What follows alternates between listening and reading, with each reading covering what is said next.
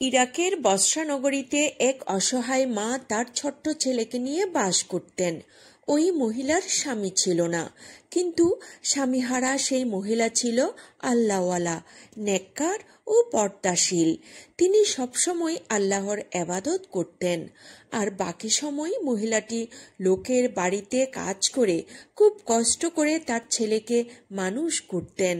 তার সমস্ত ভালোবাসা ও স্বপ্ন ছিল একমাত্র ছেলেকে নিয়ে।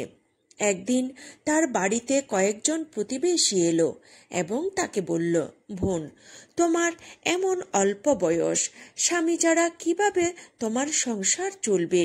অবশ্যই মহিলাদের একজন স্বামীর প্রয়োজন, তাই তুমি আবারও বিয়ে করে নাও, তাহলে তোমার আর তোমার ছেলের ভবিষ্যৎ ভালো হবে। তখন ওই মহিলাটি দীর্ঘশ্বাস ফেলে বলল, আমি যদি বিয়ে করে নেই তাহলে আমার এই ছেলের কি হবে? কে তাকে দেখবে? কে তাকে মানুষ করবে? এই ছেলেই আমার জীবন, আমার মরণ। ওকে আমি মা বাবা দুজনের ভালোবাসা দিয়েই বড় করব। আমি আর বিয়ে করতে পারবো না। দয়া করে আমাকে ক্ষমা করে দিন। তখন ওই প্রতিবেশী মহিলাগুলো তাকে আর কিছু বলতো না, সেখান থেকে চলে যেত। অতঃপর গভীর রাতে মহিলাটি আল্লাহ তাআলার কাছে দোয়া করে বলল, হে আল্লাহ, তুমি আমাকে সঠিক পথ দেখাও, আমাকে সঠিক পথে চলার তৌফিক দাও, আমি যেন হালাল পথে চলতে পারি, আমার এই ছেলেকে আমি মানুষ করতে পারি।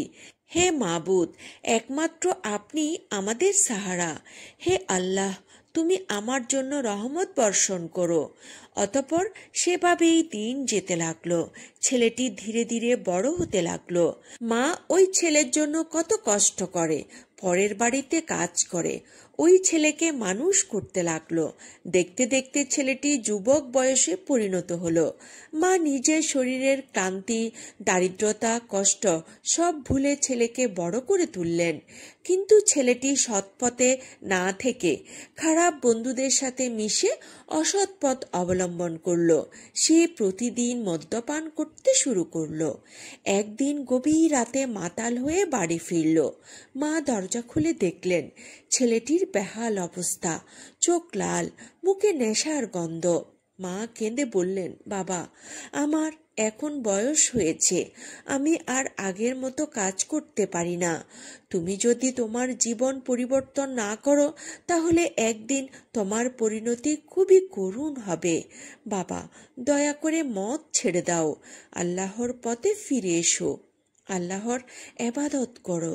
কিন্তু ছেলেটি উপহাস করে বলল, মা, দুনিয়ায় উপভোগ করার জন্যই তো এসেছি, তুমি তোমার এবাদত করো আর আমি আমার জীবন উপভোগ করি।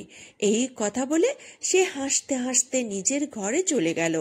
তারপর মা নামাজ কায়েম করে আল্লাহর কাছে দুহাত তুলে দোয়া করল, হে আল্লাহ, না জানি আমি কি পাপ করেছি, একটি মাত্র সন্তান আমাকে দিয়েছ, তাকে আমি ইসলামের পথে মানুষ করতে পারলাম না, কোরআন শেখাতে পারলাম না, ইসলামের জ্ঞান দিতে পারলাম না। আমি মা হয়ে তোমার কাছে ফরিয়াদ করলাম, কিন্তু কিছুই হলো না। আল্লাহ গো, আমার এই মাতাল সন্তানকে তুমি ঈমান দাও। আমি তো বৃদ্ধা হয়ে গেছি, কোনো একদিন আমি হয়তো মারা যাব। হে আল্লাহ, আমার এই ছেলের যদি মৃত্যু হয় তাহলে তার যেন ঈমানের সাথে মৃত্যু হয়। সেই সময়ে হাসান বসরি রহমতুল্লাহ আলাইহি ছিলেন প্রখ্যাত আলেম, আল্লাহওয়ালা বুজুর্গ ব্যক্তি। প্রতিদিন হাসান বসরি রহমতুল্লাহ আলাইহির কাছে হাজার হাজার মানুষ কোরআনের জ্ঞান নিতে আসত। হযরত হাসান বসরি রহমতুল্লাহ আলাইহি লোকদের উদ্দেশ্য করে বলতেন, ভাইয়েরা, তোমরা আল্লাহকে ভয় করো, সৎ পথে থাকো, তওবা করো, আল্লাহর পথে ফিরে এসো। আল্লাহ মহান, দয়ালু, আল্লাহ নিশ্চয়ই তোমাদের ক্ষমা করবেন। অতঃপর একদিন বৃদ্ধা মায়ের সেই ছেলেটি বন্ধুদের সঙ্গে গভীর রাতে মদ পান করল। মদ পান করে সবাই বাড়ি ফিরল। ফেরার পথে সে মসজিদের সামনে দিয়ে যাচ্ছিল। সেখানে এক আলেম কোরআনের একটি আয়াত তেলাওয়াত করছিলেন, সূরা আনআম, যার বাংলা অর্থ, যারা আল্লাহর নির্দিষ্ট সীমা লঙ্ঘন করে তাদের জন্য কঠিন শাস্তি রয়েছে। এই আয়াত শুনে ছেলেটি সামান্য থমকে গেল, কিন্তু ছেলেটি উপহাস করে বলল, আল্লাহ কি সত্যি আমাদের শাস্তি দেবেন? এই কথা বলে সে অট্ট হাসিতে ফেটে পড়ল। কিন্তু তখনই সে হঠাৎ মাটিতে লুটিয়ে পড়ল। তার শ্বাস বন্ধ হয়ে আসছিল, সে কিছুই বলতে পারছিল না। এটা দেখে তার বন্ধুরা তাকে দ্রুত তার মায়ের কাছে নিয়ে গেল। বৃদ্ধা মা তাকে দেখে কান্না শুরু করে দিল। অসুস্থ দেখে মা চিৎকার করে বললেন, হে আল্লাহ, আমার সন্তানকে সঠিক পথে আনতে চেয়েছিলাম, কিন্তু সে তো এখন মৃত্যুর মুখে। তখন অসুস্থ অবস্থায় ছেলেটি কাঁপতে কাঁপতে বলতে লাগলো, মাগো, আমি আমার ভুল বুঝতে পেরেছি, আমি কি এখন ক্ষমা পাবো? মা, শুনেছি হযরত হাসান বসরি রহমতুল্লাহ আলাইহি এই যুগের সবচেয়ে বড় আলেম। তুমি একটু তার কাছে যাও মা, তাকে আমাদের বাড়িতে একটু ডেকে আনো, আমি তওবা করতে চাই। মা এই কথা শুনে কাঁদতে কাঁদতে হযরত হাসান বসরি রহমতুল্লাহ আলাইহির কাছে যাবার জন্য রওনা হলেন। দীর্ঘ পথ অতিক্রম করার পর হযরত হাসান বসরি রহমতুল্লাহ আলাইহির কাছে হাজির হলেন এবং সালাম দিয়ে বললেন, হুজুর, আমি খুবই বিপদের মধ্যে আছি। আমার এক মাতাল ছেলে তওবা করতে চাই, সে এখন মৃত্যুর শয্যায়। হুজুর, আপনি যদি আমার সাথে একটু আমাদের বাড়িতে যেতেন তাহলে আমি খুবই খুশি হতাম। এই অসহায় বৃদ্ধার কথা দয়া করে ফেলে দেবেন না। কিন্তু হযরত হাসান বসরি রহমতুল্লাহ আলাইহি অত্যন্ত নম্রভাবে বৃদ্ধাকে বললেন, মাগো, আমাকে ক্ষমা করবেন। আপনার এই নাফরমান মাতাল ছেলেকে তওবা পড়ানো তো দূরের কথা, কালেমা পড়ানো তো দূরের কথা, তার জানাজার দাফন কাফন আমি করাতে পারবো না। দয়া করে আমাকে ক্ষমা করবেন। অতঃপর বৃদ্ধা মা কাঁদতে কাঁদতে বাড়ির পথে রওনা হলেন। এদিকে হযরত হাসান বসরি রহমতুল্লাহ আলাইহি নামাজ শেষ করে তার নিজ গৃহে শায়িত ছিলেন। গভীর রাতে গায়েব হতে এক অদৃশ্য আওয়াজ এলো, হে হাসান বসরি, যে মা তোমার কাছে এসেছিল তাকে তুমি ফিরিয়ে দিলে। আল্লাহ তো কখনো মায়ের দোয়া ফেরত দেয় না। তখনই হযরত হাসান বসরি রহমতুল্লাহ আলাইহির ঘুম ভেঙে গেল। মনে মনে পরিকল্পনা করল, সকাল হলেই বৃদ্ধা মায়ের বাড়িতে যাবেন। অতঃপর এদিকে বৃদ্ধা মা তার বাড়িতে প্রবেশ করলেন। বৃদ্ধা মা তার ছেলের পাশে বসে পড়লেন, তার মাথায় হাত বুলিয়ে দিলেন। তখন ছেলে জিজ্ঞেস করল, মা, হাসান বসরি রহমতুল্লাহ আলাইহি কি এসেছেন? তখন বৃদ্ধা মা বললেন, হযরত হাসান বসরি রহমতুল্লাহ আলাইহি বলেছেন যে তোর মতো মাতাল ছেলেকে কালেমা পড়াতে পারবেন না। তখন ছেলেটি অঝরে কাঁদতে কাঁদতে বলতে লাগলো, ও মা গো, আমার মতো পাপীকে সবাই ঘৃণা করে। আমি যদি মারা যাই তাহলে আমার লাশ কোনো কবরস্থানে কবর দেবে না, কেননা আমার লাশ যদি কবরস্থানে দাফন করে দাও তাহলে কবরস্থানে যত আল্লাহওয়ালা বুজুর্গ নেককার মানুষ আছে তাদের কষ্ট হবে। মাগো, আমি মারা গেলে আমার গলায় দড়ি দিয়ে টানতে টানতে জঙ্গলে নিয়ে যাবে অথবা পানিতে ফেলে দেবে। আমার মতো পাপীকে কবরস্থানে দাফন করবে না। মাগো, তবুও আমি তওবা করতে চাই। এই কথা বলার পর ছেলেটি দুনিয়া থেকে বিদায় নিল। তখন বৃদ্ধা মা কিছুই বলতে পারছিল না, স্তব্ধ হয়ে গেল। কাঁদতে কাঁদতে সন্তানের জন্য তিনি আবারও আল্লাহর দরবারে দোয়া করে বললেন, হে আল্লাহ, একটি মাত্র সন্তানকে আমি ইসলামের পথে আনতে পারলাম না, তাকে কোরআনের জ্ঞান দিতে পারলাম না, আমাকে ক্ষমা করে দিও। হে আল্লাহ, তুমি দয়ালু, তুমি রহমানুর রহিম। আল্লাহ গো, আমি মা হয়ে সন্তানের জন্য দোয়া করছি। আল্লাহ গো, আমার দোয়া তুমি ফেরত দিও না, তাকে ক্ষমা করে দাও, আমার দোয়া কবুল করে নাও। অতঃপর সকালবেলা মা সন্তানের মৃত লাশের পাশে বসে আছে। কি করবে সে কিছুই বুঝতে পারছে না। হঠাৎ করে দেখল হযরত হাসান বসরি রহমতুল্লাহ আলাইহি তার বাড়িতে হাজির হলো। তখন বৃদ্ধা মা তাকে জিজ্ঞেস করল, হুজুর, আপনি হঠাৎ করে এখানে আসলেন কেন? তখন হাসান বসরি রহমতুল্লাহ আলাইহি বললেন, মাগো, তুমি চলে আসার পর আমি নামাজ শেষ করে ঘুমাচ্ছিলাম। হঠাৎ করে গায়েব হতে আওয়াজ আসলো, হে হাসান বসরি, যে মা তার সন্তানের জন্য চোখের পানি ঝরায়, সে মায়ের দোয়া কখনো বিফলে যায় না।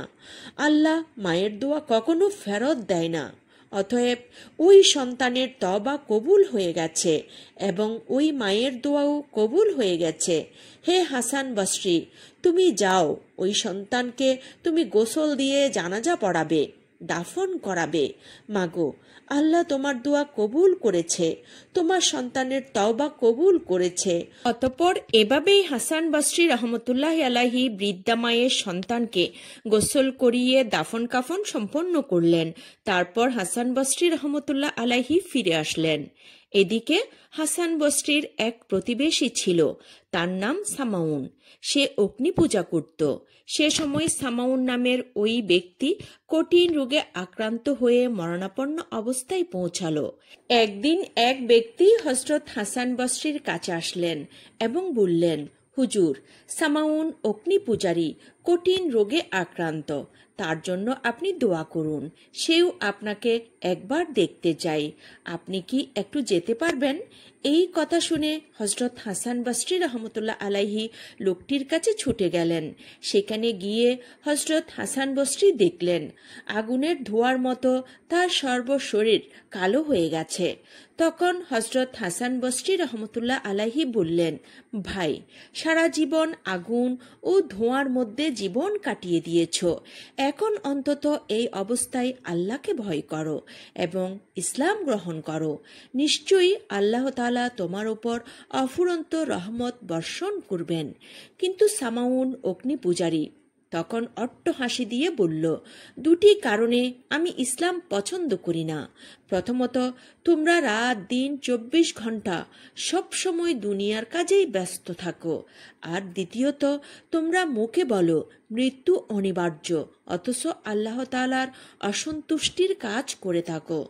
তখন হযরত হাসান বসরি রহমতুল্লাহ আলাইহি বললেন, ভাই, তুমি বন্ধুর মতো সত্য কথাই বলেছ, কিন্তু সবাই তো এক নয়।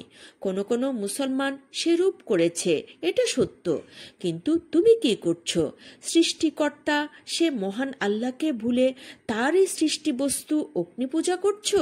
এই অগ্নি পূজা করে তুমি তোমার জীবনের অমূল্য জীবন নষ্ট করছো। এই অগ্নি পূজা করে অমূল্য জীবন নষ্ট করছো কেন? তুমি 100 বছর যাবৎ অগ্নিকে নিজের মাবুদ বলে পূজা করছো। আমি তো কখনো অগ্নি পূজা করিনি, তবুও এই অগ্নি আমাকে কোনো কিছুই করতে পারবে না, এমনকি আমার একটি লোমও পোড়াতে পারবে না। চলুন আমরা দুজনেই এই অগ্নি দিয়ে পরীক্ষা করি। যদি এই অগ্নি আমাকে পড়াতে পারে, তাহলে আমি তোমার এই মাবুদকে সত্য বলে মেনে নেব। আর যদি এই আগুন আমাকে পড়াতে না পারে, তাহলে আমার সেই মহান আল্লাহকে তুমি সত্য বলে মেনে নেবে। এই কথাটি সামাউন অগ্নি পূজারীর খুবই ভালো লেগে গেল। অতঃপর এটা পরীক্ষা করার জন্য তারা দুজনেই এক খোলা স্থানে চলে গেলেন। সেখানে বিশাল এক আগুনের কুণ্ডলী বানানো হলো। তখন হযরত হাসান বসরি রহমতুল্লাহ আলাইহি নিজের হাত কিছুক্ষণ পর্যন্ত আগুনে ধরে রাখলেন। অসীম দয়ালু করুণাময় আল্লাহ তাআলার ইচ্ছায় তার হাতের একটি লোমও পুড়ল না। তার চোখে মুখে যন্ত্রণার সামান্য চিহ্ন মাত্র প্রকাশ পেল না। এই দৃশ্য দেখে সামাউন অগ্নি পূজারী বিস্ময়ে হতবাক হয়ে গেল। তার অনুতাপ জাগল এবং সে অনুতপ্ত হৃদয়ে হযরত হাসান বসরি রহমতুল্লাহ আলাইহির কাছে অসহায়ভাবে আবেদন করল এবং বলল, হুজুর, জীবনে 70 বছর আমি অগ্নি পূজা করে জীবন নষ্ট করে দিলাম, আর এখন কয়েকটি শ্বাস মাত্র বাকি। এই অবস্থায় যদি কোনো উপায় থাকে, তাহলে সময় বিলম্ব না করে আমাকে তা দয়া করে বলে দিন। তখন হাসান বসরি রহমতুল্লাহ আলাইহি বললেন, এখন তোমার মুক্তির একমাত্র উপায় হলো ইসলাম ধর্ম গ্রহণ করা। তখন সামাউন অগ্নি পূজারী বলল, আপনি কি আমাকে প্রমাণ হিসেবে একখানা পত্র লিখে দিতে পারবেন যে এই মুহূর্তে আমি যদি ইসলাম ধর্ম গ্রহণ করি তাহলে মৃত্যুর পর আল্লাহ তাআলা আমাকে ক্ষমা করে দিবেন এবং আযাব থেকে মুক্তি দেবেন, তবে আমি এখন তার উপর ঈমান আনব। তখন হাসান বসরি রহমতুল্লাহ আলাইহি এই একখানা পত্র লিখে তার হাতে দিলেন। অতঃপর পরের দিন কয়েকজন গণ্যমান্য জ্ঞানীগুণী লোকের স্বাক্ষর নিয়ে হযরত হাসান বসরি রহমতুল্লাহ আলাইহির হাতে পত্রখানা ফেরত দিলেন এবং কাঁদতে কাঁদতে সামাউন অগ্নি পূজারী বললেন, আমাকে এখনই ইসলাম ধর্ম গ্রহণ করিয়ে দিন।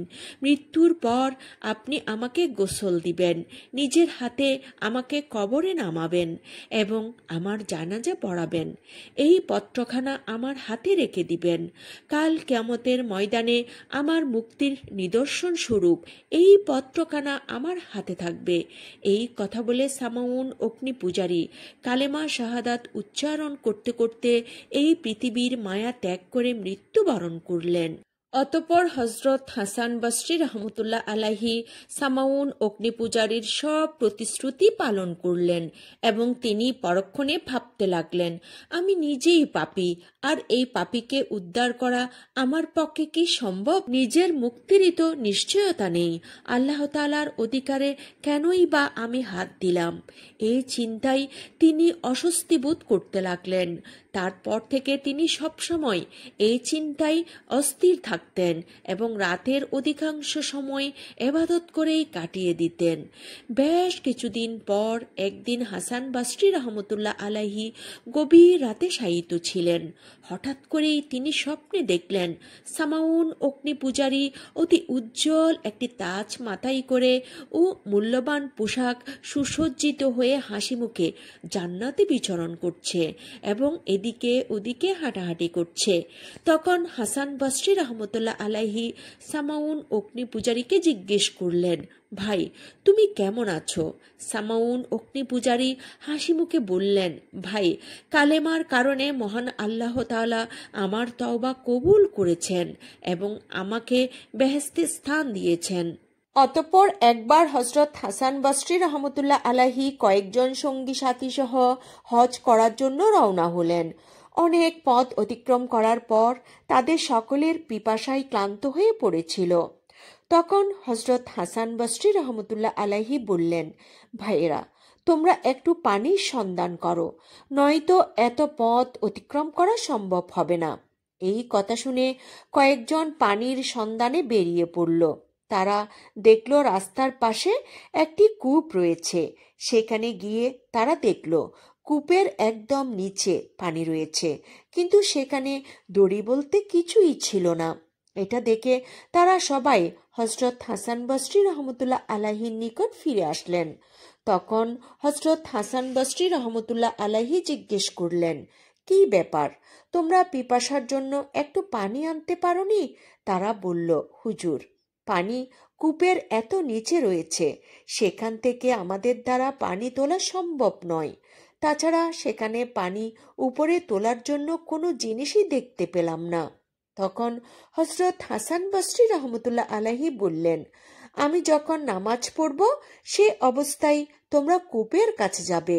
অতঃপর হযরত হাসান বসরি রহমতুল্লাহ আলাইহি যখন নামাজ অবস্থায় দাঁড়িয়েছিলেন তখন কয়েকজন সঙ্গী সাথী আবারও সেই কূপের কাছে গেলেন। কূপের দিকে তাকাতেই তারা অবাক হয়ে গেল। তারা দেখল কূপটি একেবারে পানিতে পরিপূর্ণ হয়ে আছে। তখন তারা সবাই পেট ভরে পানি পান করল এবং কিছুটা কাছে রেখে দিল। যখন তারা হযরত হাসান বসরি রহমতুল্লাহ আলাইহির কাছে ফিরে আসলো তখন হাসান বসরি রহমতুল্লাহ আলাইহি তাদেরকে বললেন, তোমাদের ঈমান খুবই দুর্বল, তোমরা আল্লাহর উপর বিশ্বাস রাখো না, সেই কারণেই কূপের পানি একেবারে নিচে চলে গিয়েছিল। এই কথা শুনে তারা সবাই লজ্জিত হলো। তারা কেউ কিছু বলল না। অতঃপর তারা সেখান থেকে আবারও হজের উদ্দেশ্যে রওনা হলো। কিছু দূর যাওয়ার পর তারা আবারও ক্লান্ত হয়ে পড়ল। তখন রাস্তার পাশে কয়েকটা খেজুর গাছ দেখতে পেল। হযরত হাসান বসরি রহমতুল্লাহ আলাইহি বললেন, তোমরা ওই খেজুর গাছের নিচ থেকে কয়েকটি খেজুর কুড়িয়ে আনো। কয়েকজন সঙ্গী তার কথা মতো সেই খেজুর গাছের কাছে গেল এবং কয়েকটি খেজুর কুড়িয়ে নিল। হযরত হাসান বসরি রহমতুল্লাহ আলাইহি বললেন, তোমরা খেজুরগুলো খেয়ে খেজুরের আটিগুলো রেখে দেবে। তারা সবাই এই কথাটি অক্ষরে অক্ষরে পালন করল। রাতের বেলা তারা যখন বিশ্রাম করছিল তখন তারা দেখল ওই খেজুরের আটিগুলি সোনার মতো চিকচিক করছে। ভালো করে লক্ষ্য করে দেখল যে আটিগুলো সব সোনায় পরিবর্তিত হয়ে গেছে। অতঃপর পরের দিন তারা আবারও রওনা হলেন। মদিনায় পৌঁছে ওই আটিগুলি স্বর্ণকারের কাছে দেখালো। স্বর্ণকার বলল, এমন সোনা আপনারা কোথায় পেয়েছেন? এগুলো তো খাঁটি সোনা। কিন্তু তারা আর কিছুই বলল না। তারপর স্বর্ণকার তাদের মূল্য পরিশোধ করে দিলেন। অতঃপর সঠিক সময় মতো হজ পালন করল এবং হজ পালন করার পর তারা সবাই আবারও বাড়িতে ফিরে আসলেন। এক রাতে হযরত হাসান বসরি রহমতুল্লাহ আলাইহি নিজের ঘরে একাকী বসে হাউমাউ করে কাঁদছিলেন। গভীর রাত, চারদিকে নিস্তব্ধ। তার করুণ কান্নার শব্দ বাতাসে প্রতিধ্বনিত হচ্ছিল। ঠিক সেই মুহূর্তে এক ব্যক্তি তার বাড়ির পাশ দিয়ে যাচ্ছিলেন। হঠাৎ কান্নার এমন হৃদয় বিদারক আওয়াজ শুনে তিনি থমকে দাঁড়ালেন। মনে হলো ভিতরে কেউ গভীর কষ্টে ভেঙে পড়েছে। সেই ব্যক্তি ধীরে ধীরে ঘরের ভেতরে প্রবেশ করলেন এবং বিস্ময়ে ভরা কণ্ঠে জিজ্ঞেস করলেন, হুজুর, আপনি এত জোরে কাঁদছেন কেন? কি এমন দুঃখ যে আপনাকে কাঁদাচ্ছে? তখন হযরত হাসান বসরি রহমতুল্লাহ আলাইহি অশ্রুসিক্ত চোখে তার দিকে তাকালেন। তারপর কাঁপা কণ্ঠে বললেন, ভাই, আমি জানি না, হয়তো আমি এমন কোনো গুনাহ করে ফেলেছি যা আল্লাহর অপছন্দ। হয়তো কোনো ভুল, কোনো পাপ আমার অজান্তেই হয়ে গেছে। আমি ভয় পাই যদি কিয়ামতের দিন আল্লাহ আমাকে বলেন, হাসান, তোমার কোনো আমলই আমার দরবারে গ্রহণযোগ্য নয়, আমার কাছে তোমার জন্য কোনো স্থান নেই, তাহলে আমার কি হবে? কোথায় আমি যাব? এই ভয়ে আমি কাঁদছি। সেই ব্যক্তিটি এই কথা শুনে স্তব্ধ হয়ে গেলেন।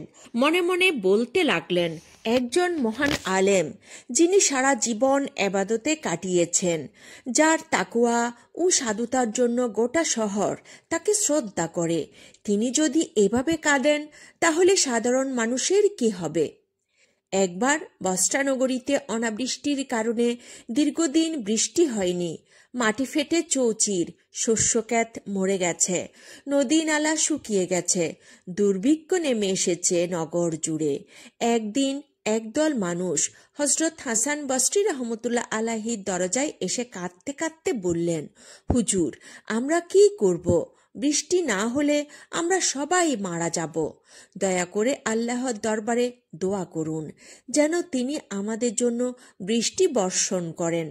তখন হযরত হাসান বসরি রহমতুল্লাহ আলাইহি কিছু সময় নীরব থাকলেন। তারপর দুঃখ ভারাক্রান্ত কণ্ঠে বললেন, তোমরা যদি বৃষ্টি পেতে চাও তাহলে আমার মতো গুনাহগার মানুষকে শহর থেকে বের করে দাও। আমি মনে করি আমার পাপের কারণেই এই দুর্যোগ নেমে এসেছে। এই কথা শুনে সবাই অবাক হয়ে গেল। তারা কিছুই বুঝতে পারল না। যে ব্যক্তিটি সারা জীবন এবাদতে কাটিয়েছেন, যিনি রাতভর কাঁদেন, তিনি কিভাবে পাপী হতে পারেন? তারপর সেই রাতেই হযরত হাসান বসরি রহমতুল্লাহ আলাইহি একাকী এক নির্জন স্থানে চলে গেলেন। সেখানে গিয়ে দুহাত তুলে আল্লাহর দরবারে নম্র কণ্ঠে কাঁদতে কাঁদতে দোয়া করতে লাগলেন, হে আমার রব, আমি জানি আমি পাপী। আমার গুনাহের কারণে যদি তুমি বৃষ্টি বর্ষণ না করো তবে এই মানুষগুলোর কি দোষ? ওরা তৃষ্ণার্ত, ওদেরকে তুমি রহমত দাও। হে পরওয়ারদিগার, তুমি যদি আমাকে ক্ষমা না করো তবে আমার কি হবে? তার চোখ দিয়ে টলটল করে অশ্রু ঝরছিল। সে রাতে তিনি এতটাই কাঁদলেন যে তার দাড়ি সম্পূর্ণ ভিজে গিয়েছিল। অতঃপর আল্লাহ রাব্বুল আলামিন তার দোয়া কবুল করলেন। রাত পেরিয়ে ভোর হতেই আকাশ কালো মেঘে ঢেকে গেল। এরপর এমন প্রবল বৃষ্টি নামল যে পুরা বস্ত্রানগরী জুড়ে আনন্দের বন্যা বয়ে গেল। মানুষ দৌড়ে বের হয়ে আসলো, হাত তুলে বলল, সুবহানাল্লাহ, আল্লাহ আমাদের দোয়া কবুল করেছেন। হযরত হাসান বসরি রহমতুল্লাহ আলাইহির আল্লাহর প্রতি ভীতি এতটাই গভীর ছিল যে তাকে দেখলে মনে হতো তিনি যেন কোনো অপরাধী যাকে ফাঁসির মঞ্চে তোলা হচ্ছে। তার চোখে সবসময় অশ্রু, তার মনে সবসময় ভয় ছিল, সবসময় ভাবত, কি জবাব দেব আমি আল্লাহর দরবারে। তিনি ছিলেন সে যুগের অন্যতম বিখ্যাত আলেম, একজন ওলি, অথচ কখনো তাকে হাসতে দেখা যায়নি। সারা জীবন তিনি আল্লাহর প্রেমে কাঁদতেন, এবাদতে মগ্ন থাকতেন আর ভাবতেন, আমার আমল কি কবুল হবে? এই গল্প আমাদের জন্য বড় শিক্ষা। যদি হাসান বসরি রহমতুল্লাহ আলাইহির মতো আল্লাহওয়ালা ওলি এতটা ভয় পান, তবে আমাদের কি অবস্থা হবে? আমরা কি আল্লাহর দরবারে নিজেকে উপস্থাপন করার জন্য প্রস্তুত? এই প্রশ্নের উত্তর আমাদের প্রত্যেকের হৃদয়ে প্রতিধ্বনি হওয়া উচিত।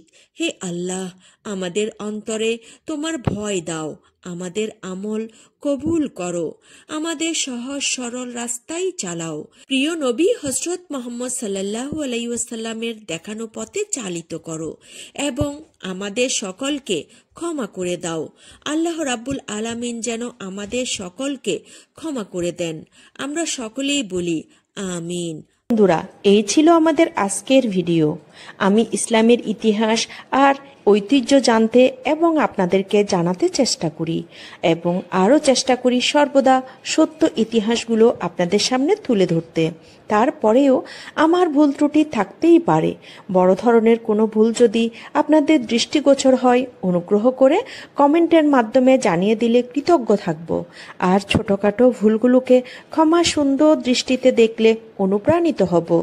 যদি ভালো লাগে একটি লাইক দিতে পারেন, প্রচারের স্বার্থে আলোচনাটি শেয়ার করতে পারেন এবং নিয়মিত এ ধরনের ভিডিও পেতে অনুগ্রহ করে চ্যানেলটি সাবস্ক্রাইব করতে পারেন। সবাই ভালো থাকুন, সুস্থ থাকুন, নিরাপদে থাকুন। আসসালামু আলাইকুম ওয়া রাহমাতুল্লাহি ওয়া বারাকাতুহু।